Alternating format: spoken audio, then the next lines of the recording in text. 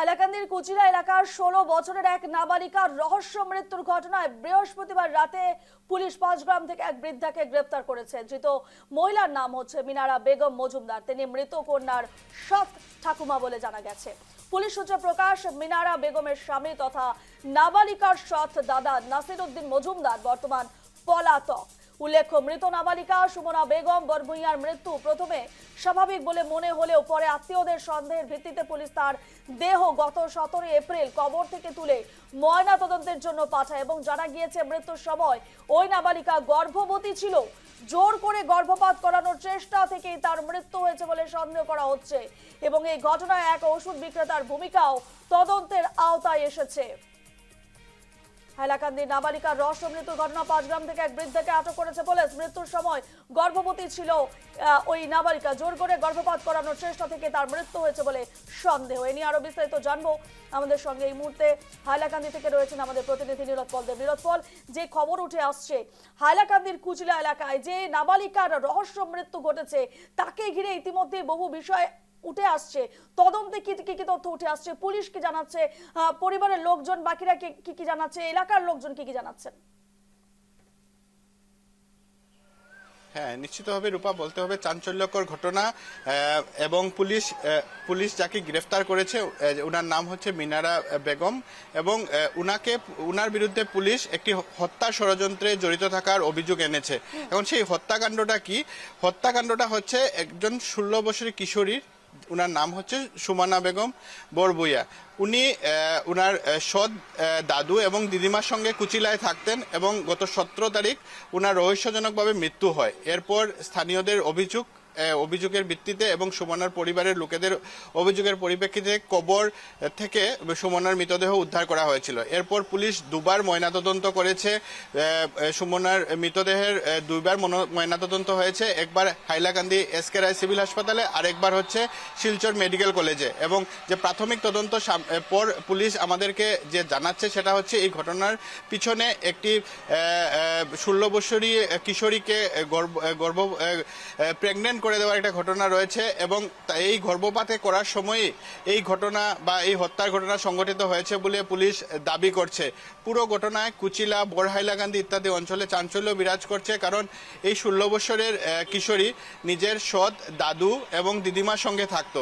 দিদিমা মিনারা বেগম বরভূঁইয়াকে পুলিশ পাঁচগ্রাম থেকে গ্রেফতার করেছে, আদালতে পেশ করেছে এবং বর্তমান মিনারা জেল হাজতে রয়েছেন। কিন্তু যিনি দাদু নাসির উদ্দিন বরভূঁইয়া, উনি বর্তমান পলাতক আছেন এবং নাসির উদ্দিনের সঙ্গে একজন ফার্মাসিস্টের কথাও সামনে আসছে, যিনি এই অ্যাবর্শনের ঘটনায় জড়িত ছিলেন বলে ভাবা হচ্ছে এবং একটি অবৈধ গর্ভপাতের ঘটনার সময়ই এই হত্যা সংগঠিত হয় বা হত্যার মতন ঘটনা এগিয়ে যায় বলে পুলিশ ধারণা করছে।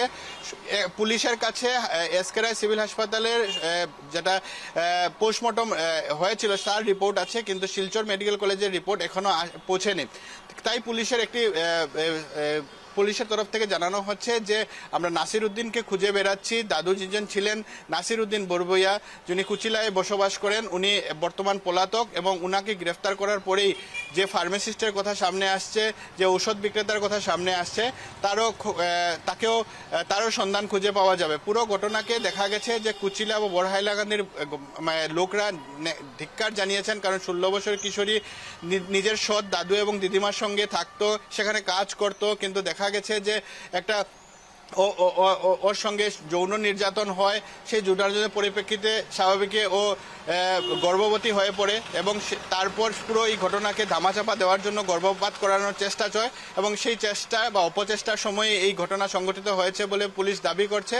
এবং অত্যন্ত চাঞ্চল্যকর ঘটনা এবং দুবার পোস্টমর্টম হয়েছে এবং দুবার পোস্টমর্টমের রিপোর্ট পুলিশের কাছে আসার পরেই পুলিশ এই ঘটনায় আরো ধরপাকড় করবে বলে আমাদেরকে জানিয়েছে। রূপা, একেবারে নীরদ পল, যারা প্রতিবেশীরা রয়েছেন তারা কি বলছেন যে কাদের উপর তাদের সন্দেহ? কারণ বৃদ্ধ এবং বৃদ্ধার সঙ্গে সেই 16 বছরের কিশোরী থাকতেন, সে জায়গায় দাঁড়িয়ে পুরো ঘটনার সঙ্গে মূল মাস্টারমাইন্ড কে হতে পারে বলে মনে করছেন তারা? এখানে দাদু যিনি আছেন নাসির উদ্দিন বরভূঁইয়া, উনার নামটাই সামনে আসছে, কারণ উনি বর্তমান পলাতক এবং পুরো এই ঘটনায় উনাকেই মাস্টারমাইন্ড বলে ধরা হচ্ছে। গতকালকে যেন উনার স্ত্রী মিনারা বেগম বরভুইয়াকে গ্রেফতার করেছিল, পুলিশ জিজ্ঞাসাবাদ করেছে এবং মিনারার কাছ থেকেও পুলিশ কিছু গুরুত্বপূর্ণ তথ্য পেয়েছে বলে আমাদেরকে জানিয়েছে, কিন্তু তদন্তের খাতিরে তারা সেগুলো তথ্য প্রকাশ করেনি এখনো। কিন্তু সন্দেহের আঙ্গুল দাদু নাসিরউদ্দিন বরভুইয়ার দিকেই যাচ্ছে।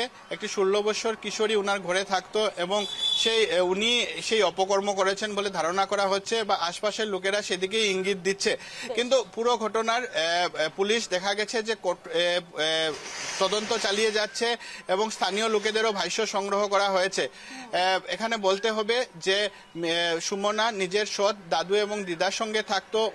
ওর বাবা বেঙ্গালুরুতে থাকেন এবং ওনার মার সঙ্গে, সুমনার মার সঙ্গে বিবাহ বিচ্ছেদ হওয়ার পর মিনারার বাবা নতুন বিয়ে করেছিলেন এবং সেই সংসারকে নিয়ে তিনি বর্তমান বেঙ্গালুরুতে রয়েছেন। তাই দেখা গেছে যে সৎ দাদু এবং দিদার ঘরেই ওর জীবন শুরু হয়েছিল এবং 16 বছরের এই কিশোরীকে বলা হচ্ছে যে যৌন নির্যাতন করে সেই গর্ভপাত করানোর সময় এই ঘটনা সংঘটিত হয়েছে বলে ধারণা করা হচ্ছে।